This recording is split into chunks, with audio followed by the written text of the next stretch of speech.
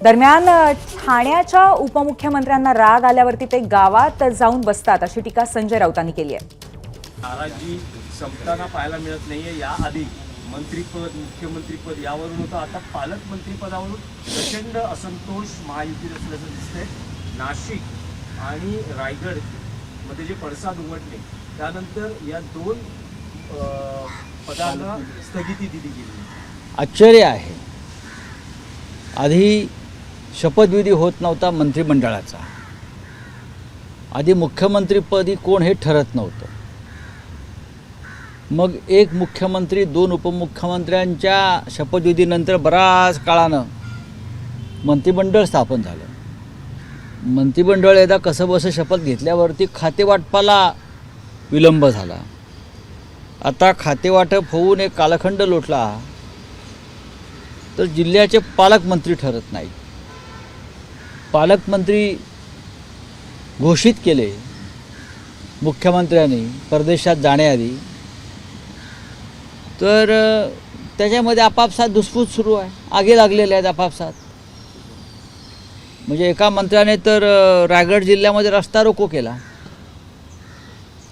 रस्ता रोको केल्या, धमक्या दिल्या. म्हणजे इतकं प्रचंड बहुमत जे तुम्हाला मिळालेलं आहे, म्हणजे तुम्ही मिळवलं आहे,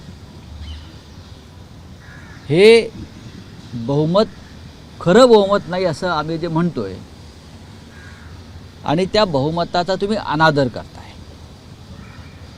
स्वतः भारतीय जनता पक्षाकडे पुरेसं बहुमत आहे. त्यांच्या इतर दोन मित्रपक्षांची ताकद चांगली आहे. 220-25च्या वर यांच्याकडे बहुमत असताना हे मंत्रिपद पालकमंत्रीपद देतात आणि स्थगिती देतात. नक्की आपापसात आता यांच्या खून आणि मारामाऱ्याच व्हायच्या बाकी आहेत कॅबिनेटमध्ये. म्हणजे उद्या जर बातमी आली की अमुक अमुक गटाच्या उपमुख्यमंत्र्यांना किंवा मंत्र्यांना दुसऱ्या गटाच्या मंत्र्यावरती हात उचलला, आता एवढंच महाराष्ट्राचं नशिबी पाहणं आता बाकी उरलेलं आहे. इतक्या भयंकर पद्धतीनं या राज्याचं मंत्रिमंडळ आणि सरकार चाललेलं आहे. आमचे एक डेप्युटी CM आहेत ठाण्याचे, ते त्यांना राग येतो आणि ते गावाला जाऊन बसतात. पहाटे जातात, दिवसा जातात, दुपारी जातात, ते त्यांच्या गावात जाऊन बसतात. सरकार कोणी चालवायचं मग? हा महाराष्ट्र तुमच्या राग लोभ रुसवे फुगवे यानुसार चालणार आहे का? लोकांचे प्रश्न आहेत तिकडे, या राज्याच्या समस्या आहेत. तुमचे रागलोक तुम्ही तुमच्या वाशी ठेवा, पण तुमच्या हातामध्ये या सत्ता आहे. या सत्तेचा नीट तुम्ही राज्याच्या हितासाठी वापर करा. विश्वास ठेवत नाही. त्यांना जर एवढी रहस्य माहिती आहे तर त्यांनी सांगावं संतोष देशमुखचा खून नक्की कोणी आणि कशासाठी केला. त्यांना एवढी रहस्य माहिती आहेत ना. मग बीडमधला संतोष देशमुख सरपंचाचा खून कोणी का कशासाठी केला हे त्यांनी सांगावं. नाही, पण त्याच प्रकरणात असं म्हणतायत की बीडची बदनामी करू नका, माझी वाटेल तितकी करा, पण बीडला बदनाम करू नका. कोणी बीडला बदनाम करत नाही. बीडला बदनाम करणारे तुम्ही स्वतः आहात. पालकमंत्री, मंत्री, सत्ताधारी. सामान्य जनता बीडला बदनाम करत नाही. हे तुमचं मनाला खातं आहे. तुमच्यामुळे बीड बदनाम झाल्या. तुम्ही ज्या टोळ्या पोचल्यात, बरं का, तुम्ही ज्या टोळ्या पोचल्यात, ताकद दिलीत, गुंडगिरी सुरू केलीत, खून केले, हां, त्याच्यामुळे बीड बदनाम झालं. नाही तर बीड कशाला बदनाम होत आहे? जनमानसाची जी प्रतिमा खराब असेल त्यांना पक्षातनं काढलं जाणं असं अजितदादा म्हणतायत. मग त्यांना वाटतं त्यांची प्रतिमा खूप चांगली आहे का? त्यांची प्रतिमा काय आहे हे स्वतः राज्याचे मुख्यमंत्री देवेंद्र फडणवीस यांनी वारंवार सांगितलं आहे. त्यांना चक्की पिसाला पाठवणार होते ना. आणि प्रधानमंत्री मोदींनी सुद्धा सांगितलं आहे काय प्रतिमा आहे ती. आता वॉशिंग मशीनमध्ये घातल्यावर तुमची प्रतिमा सुधारणार असेल तर तो तुमचा प्रश्न. कोणी बोलावं ह्या गोष्टी? रावसाहेब, आणखी एक गंभीर विषय आहे. अभिनेता सैफ अली खान हल्ला प्रकरणाचे कनेक्शन हे बांगलादेश यामध्ये असल्याचे दिसते. बांगलादेशी नागरिक आहे असा एकूण पोलिसांचा दावा आहे. आणि बघा, पोलिसांचा दावा हा राजकीय दावा आहे. पोलिसांचा दावा राजकीय दावा आहे. मी अगदी स्पष्ट सांगतो. जर बांगलादेश या देशात मुंबईत घुसले असतील आणि ते अशा प्रकारचे गुन्हे करत असतील तर त्याला सर्वस्वी जबाबदार नरेंद्र मोदी आणि अमित शहांचं सरकार आहे. बांगलादेशी आले कसे, घुसले कसे, मुंबईपर्यंत गेल्या 10 वर्षात पोचले कसे, कोण जबाबदार आहे? तुम्ही दिल्लीमध्ये बांगलादेशी आहेत, पश्चिम बंगालमध्ये बांगलादेशी आहेत, मुंबईत बांगलादेशी आहेत. हां, बांगलादेशी एक चाकू घेतो आणि अत्यंत सुरक्षित सैफ अली खानच्या घरात जाऊन त्याच्यावर हल्ला करतो. हा सगळा प्रकार अत्यंत रहस्यमय आहे. तुम्ही काहीतरी लपवताय आणि त्याचं खापर दुसरं कोणावरती फोडत असाल तर ते चुकीचं आहे. मग मला असं म्हणायचं आहे या भाजपच्या लोकांना, हा भाजपचा डाव आहे की मग बीडमध्ये सरपंच देशमुखाचा खून झाला तो बांगलादेशी आहे का? सोमनाथ सूर्यवंशीची हत्या झाली ते करणारे बांगलादेशी आहेत का? जरा डोकं ठिकाणावरून बोला, चिलीम मारून बोलू नका. बांगलादेशी हा या देशाला धोका आहे. बांगलादेशी रोहिंगे यांना ताबडतोब या देशातून बाहेर काढलं पाहिजे. सगळ्यात आधी मग प्रधानमंत्री मोदींनी शेख हसीना यांना जो आश्रय दिला आहे बांगलादेशी म्हणून, त्यांना बाहेर काढताय का? सांगा मोदींना जाऊन, सब बांग्लादेशी को हटाइए, सबसे पहिले शेख हसीना को हटाइए. हटवा ना. काय बोलताय? प्रत्येक गोष्टीत राजकारण तुम्ही करताय, धर्माचं राजकारण करताय. हा किरीट सोमय्या तो गया तिथे बांगलादेशींकडे. संतोष देशमुखचा खून कोणी केला ते आधी विचारा जाऊन, तिथे हिंमत असेल तर. सोमनाथ सूर्यवंशीला कोणी मारलं आणि का मारलं हे जाऊन तिथे जा, परभणीतला पोलीस कोठडीत जाऊन विचारा. आणि ही मुंबई महानगरपालिकेची निवडणूक लढायची आहे म्हणून हे बांगलादेशी करताय. बांगलादेशी विरुद्ध मोहीम ही आम्ही सुरू केली होती सगळ्यात आधी. तेव्हा आम्हाला विरोध करणारे कोण होते पार्लमेंटला? आम्हाला कोणी गप्प बसवलं? सरकार कोणाचं होतं? भाजपचं होतं. आम्हाला बोलू दिलं नाही. रावसाहेब, अभिनेता सलमान खान हल्ला प्रकरणात जो सध्या एकूण चौकशी आणि सगळं जे काही धागेदोरे सैफ खान, जात हां आहेत, हां सैफ अली खान प्रकरणामध्ये, तर तुम्हाला काय वाटतं की हा सगळा काही चौकशीचा फार्स आहे काही? बघा, मी अनेक वर्ष पत्रकारिता करतो आणि माझी सुरुवात ही क्राईम रिपोर्टर म्हणून झाली आहे, सगळ्यांना माहिती आहे. आणि मला या मुंबईमध्ये पोलीस खात्यामध्ये काय चालतं, गुन्हेगारीत काय चालतं साधारण याचा अंदाज येतो. अशा प्रकारचा हल्ला जो सैफ अली खानवर झाला त्याच्यावर आता मी बोलणार नाही, कारण तपास चालू आहे.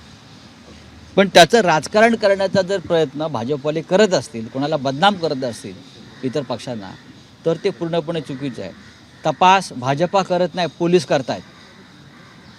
कळलं का? भाजपने वेगळी SIT निर्माण केली आहे का सैफ अली खानवर? कालपर्यंत सैफ अली खान हा लव जिहादचं तुमचं प्रतीक होता.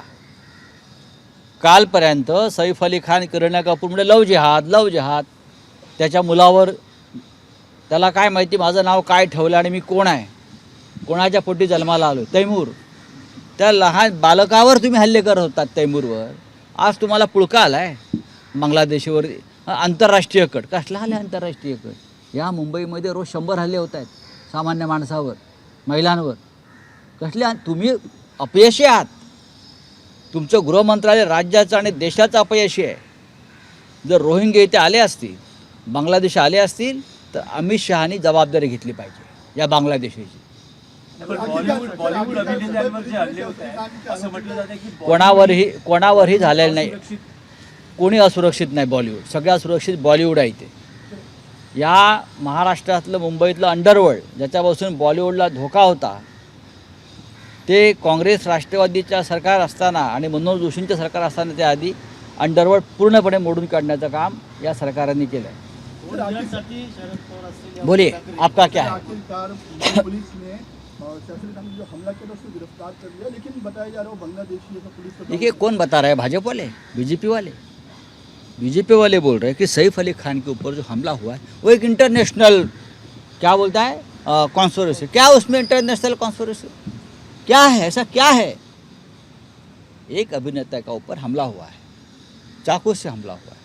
उसके पीछे का रहस्य क्या है वो आप जनता को बताइए. वो कौन है, क्या है?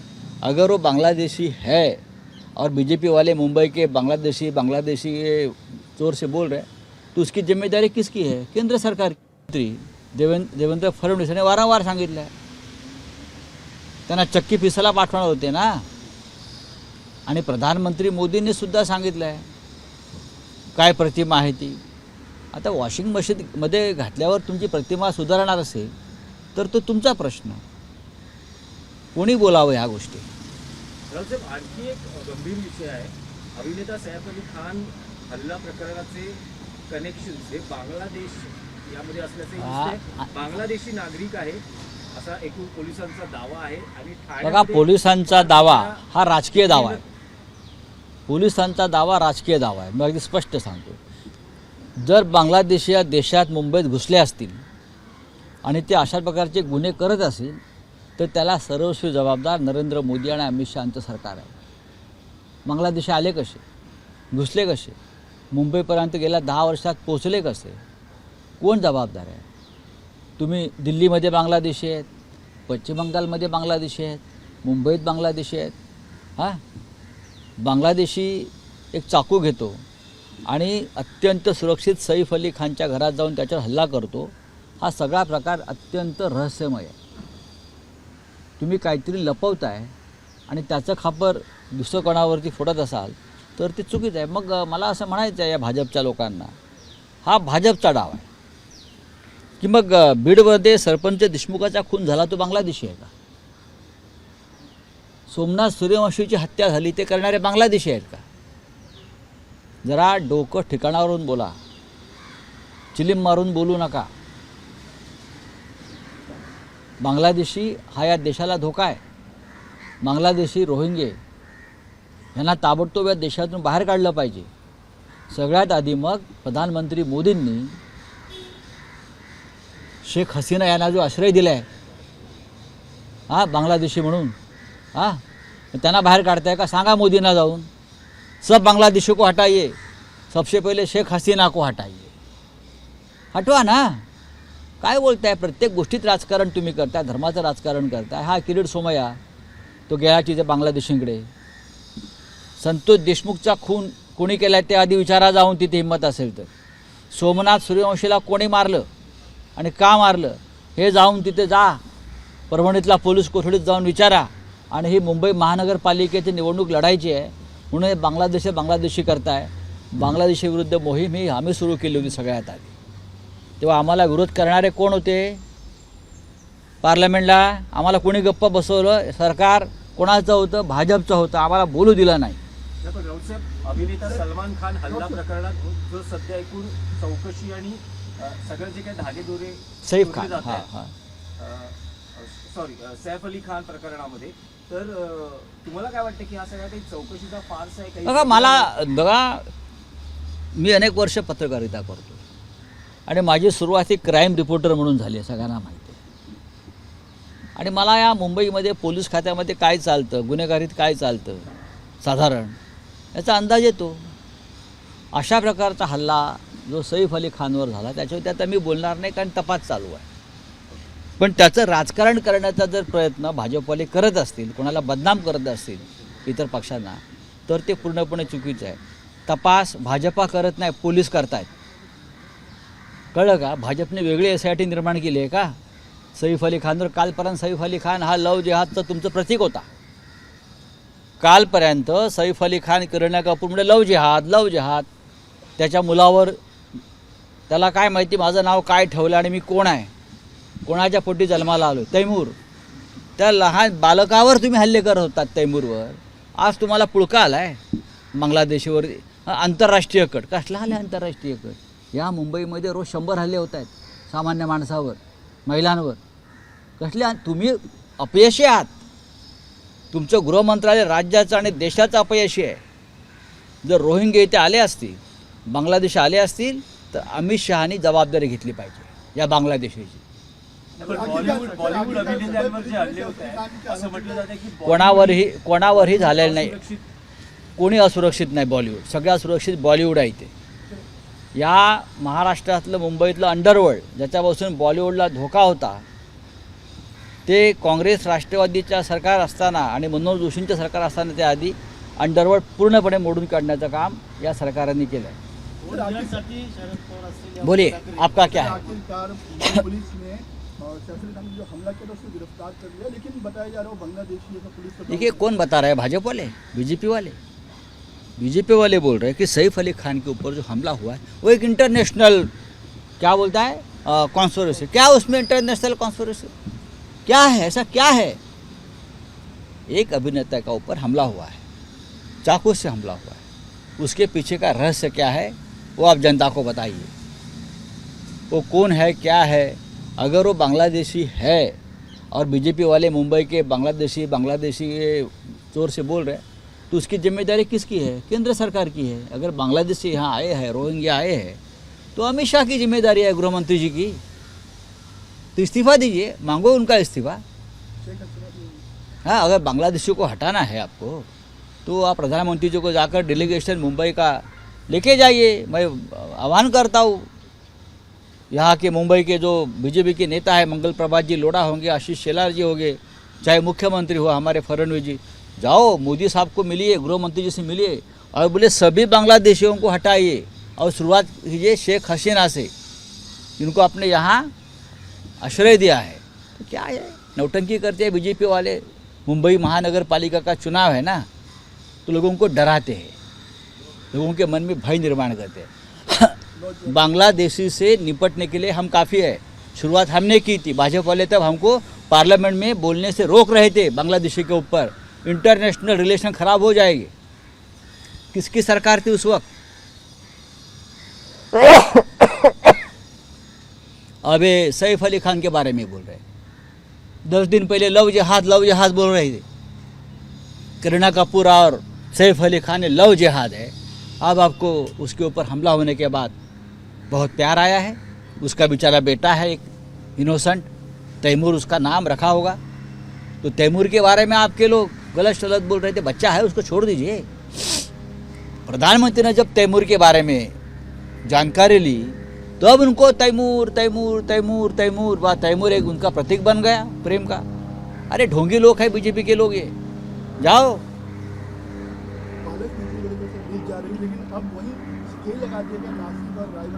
देखिए ये सरकार के पास भारी बहुमत है, अघोरी बहुमत है, फिर भी ये सरकार नहीं चल रही है। भारी बहुमत है। क्यों नहीं चल रही है? क्योंकि उनको जो विजय प्राप्त हुआ है उससे अभी वो सदमे में है। हम कैसे जीत गए, वो सदमे में अब तक बाहर नहीं आते हैं, क्योंकि ये सब गलत काम करके जीत कर आए हैं ना ये लोग। चले, थैंक यू। एक ही राहुल सवाल गांधी है के ऊपर मामला कि दर्ज हुआ है। कांग्रेस के एक नेता कह रहे हैं कि उद्धव ठाकरे को खत्म करके शिंदे को लाया बीजेपी ने, फिर उसके बाद शिंदे को खत्म करके अभी नए एक नेता का उदय करने बात ऐसी है, अगर कोई ये बात करता है तो उनको महाराष्ट्र के राजनीति के बारे में उनको जानकारी नहीं है। 60 साल से महाराष्ट्र में शिवसेना है। बहुत लोगों ने कोशिश की शिवसेना ख़त्म करने की।